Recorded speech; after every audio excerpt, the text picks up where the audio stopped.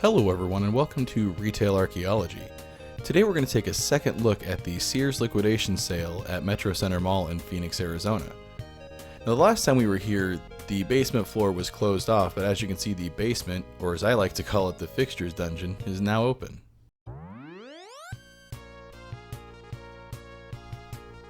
So this is the basement that we were unable to film the last time we were here, and you can see what I mean about Fixtures Dungeon. This is where they moved all of the fixtures that are for sale during the liquidation, and there's some really old looking stuff down here. We were wondering where all of this stuff was the last time we were here. We didn't see any fixtures or anything for sale out on the floor on the first or second story of the store. And now we have our question answered. It was all moved down here. Which I guess this makes sense. I'm assuming they're going to slowly start moving more fixtures and stuff down here as the sale continues. And over here we have a pile of just old POS equipment, cash registers, things like that. This, I guess, was not for sale from what we were told. I can't imagine they're going to try and use that at other stores, though. It looks pretty old. It was also pretty dimly lit down here, which kind of gave us the dungeon-like feel of this place.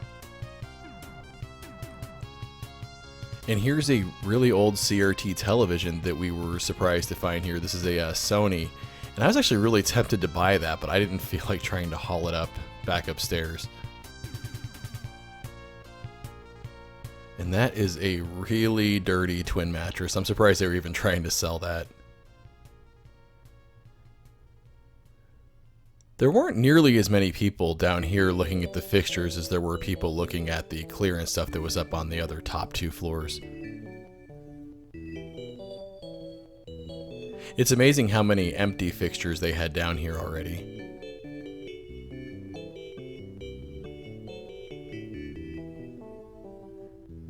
And this is that part of the fixture liquidation where it kind of looks like a Goodwill or just all kinds of like random things it looks like they found in the back. For example, this as seen on TV magic cloth thing. Here's an old, looks like cash drawer or something. This was kind of interesting because it looks like this had been around for a really long time. It looks like maybe pamphlets were held in here or something. And I'm wondering if that's a phone number for like a Luby's cafeteria that used to be in this mall. I'll have to look into that.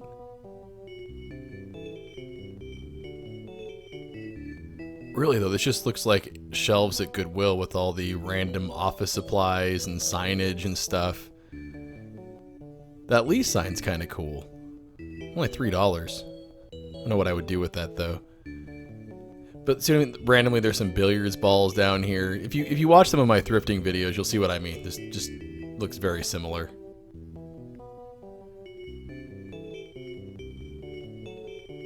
Random half-used bottles of cleaner and stuff. And this really sad Sears employee shirt. I'm assuming this was an employee shirt they found in the back. It was pretty dirty. I was kind of tempted to buy this as well, but again, it was filthy and kind of stained up and not my size. Just a weird thing to see down here, like on its own little hanger there.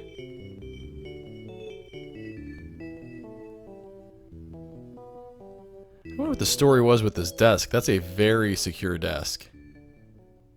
It's a lot of locks.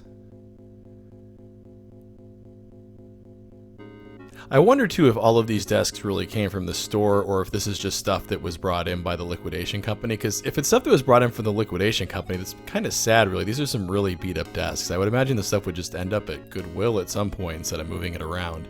It's not like they're asking a whole lot for these, and look at that thing. Like I had mentioned in my previous video, the Sears originally opened in 1974, but from what a few viewers have told me, this basement is not original to the store. It actually opened sometime in the 90s, which is kind of surprising to me that they went through all the effort to add a basement to a store that was already pretty big with its original 2 floors.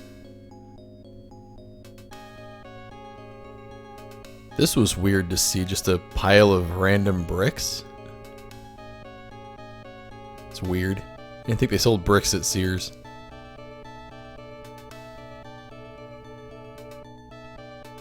I've been in a few Sears now that have basements, and I have to tell you, I do not enjoy the basements at all. Surprisingly, this one didn't have a dank smell like a lot of them do, but it's just not a lot of light. It's kind of claustrophobic feeling. I'm just not a huge fan.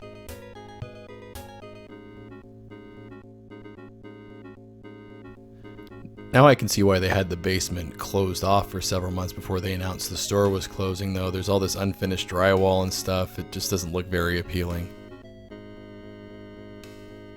Try and make my way here through the maze of ladders and things like that. Here's a DVD rack. I've pointed these out before in some of my Sears videos. They usually have a bunch of DVDs that nobody's going to buy on them. Every time I'm at a Sears liquidation, I always hope that I'll find an old Sears Funtronics sign that they found in the back somewhere. I spent a lot of time at the Funtronics counter playing the video game demo units as a kid. Unfortunately, I don't think that's ever going to happen, though.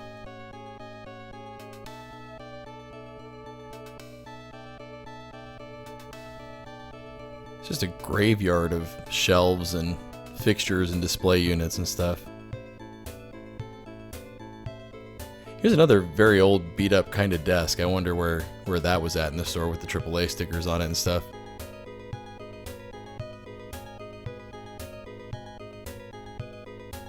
Here's a picture of the Sears Portrait Studio family. I'm pretty sure that's where that came from. Frames all busted up and stuff.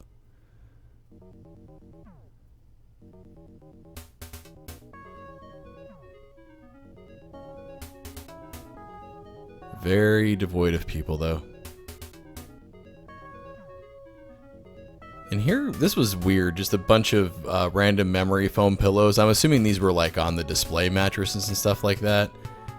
I feel like $10 is a bit much to ask for what's probably 10 years worth of people's, you know, head cheese and stuff like that and dandruff. Gross.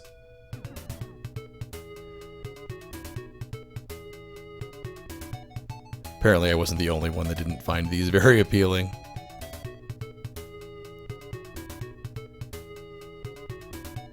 These, on the other hand, were kind of tempting. These like watch displays and stuff, like that Casio one. They look like they'd be great for like displaying Game Boy games or something.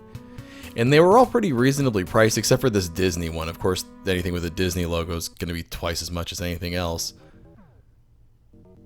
But God, I remember like spinning these things around as a kid and looking at like the Disney watches and stuff, and the Nintendo watches and all those kind of things. And here's the store mannequins. Like I said, I imagine there'll be more of these for sale as time goes on. It's very eerie, like it's just a bunch of naked mannequins. It's very unsettling to look at.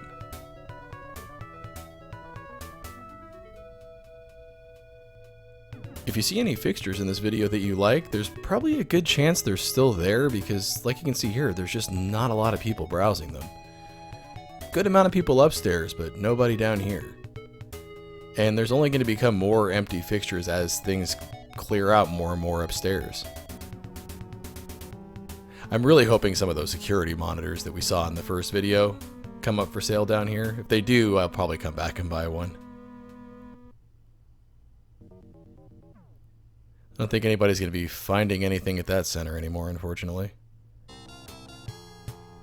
I always like looking at this kind of stuff too, the years of crap that just gets shoved under shelving and displays and then gets stuck to the floor from like the waxing machines and stuff.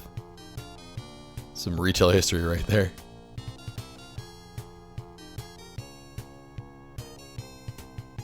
Even these big like KitchenAid displays and stuff were for sale. That's almost a whole kitchen right there, good chunk of a kitchen.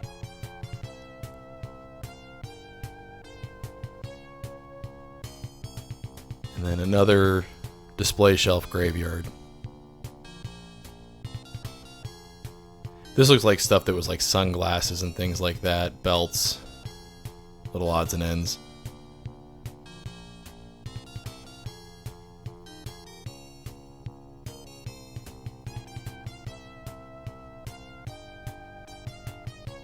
I'm sure this stuff will end up in little mom and pop boutiques all over the place.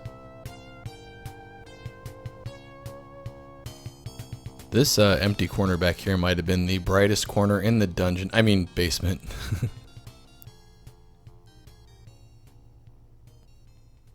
I am happy this basement opened again, though, so that I could film it. I was pretty disappointed that I couldn't get down here the last time we were here. We tried to actually come down because the elevators were still going down here, but that was the last thing we were going to do just in case we got kicked out. And of course the security guard got on the elevator with us right as we were going to go down to the 3rd floor. So we just wrapped it up for the day the last time we were there. I had no idea they had planned to open this basement back up.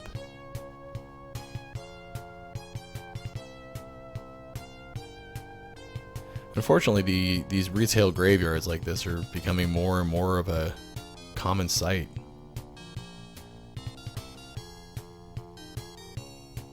Sears isn't the only big department store that's in trouble.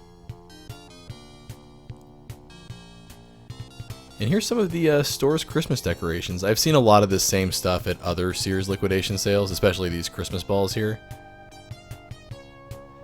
Not a bad deal if you have a big Christmas tree you need to decorate. I was actually kind of surprised these were still sitting here.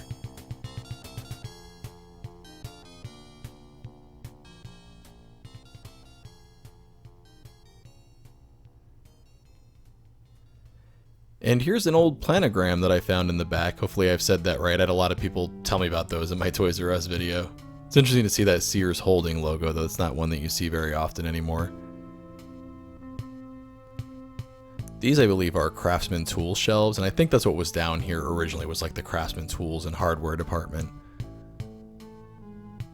We're going to wrap up our look of the Sears Fixture Dungeon with this Sears wooden crate here. This was pretty neat, and I was kind of tempted to buy it, but it looked like it was going to be kind of loud trying to get that stuff out, and I was trying to discreetly film, so I wanted to try and be as quiet as possible.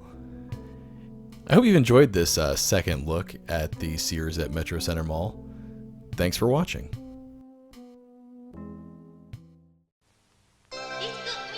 駒崎良太郎11歳ゲームの達人と呼ばれる彼は言うすごい奴が現れた1メガソフトの大容量セガだから4倍手強い北斗の剣とそしてダンプ松本興奮無限大大きな違いのわかる子供の1メガゲームソフト隣のゲームはもうつまらないセガ